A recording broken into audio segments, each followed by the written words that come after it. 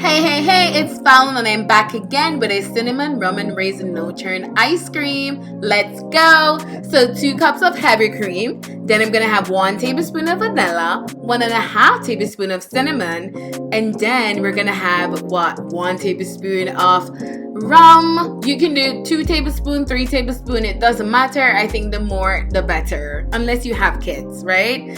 Then we're gonna use a mixer to blend all of that to get it really whipped creamy like that texture. Then we're gonna add 14 ounces of condensed milk.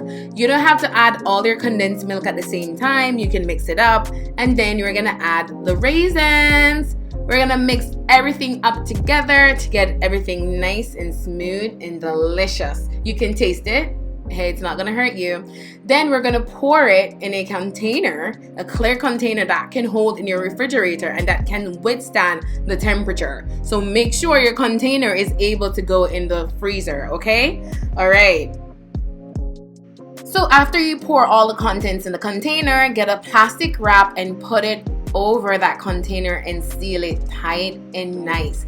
We want to put that in the refrigerator, not the refrigerator, but the freezer for at least 4 hours to get it real firm and nice. And after that, you can serve as you like. Of course, I made a bouquet. Isn't that beautiful? You can garnish, put some sprinkles, caramel, chocolate. Hey, it's up to you. Thank you guys for watching. Like, share, and subscribe. Bye.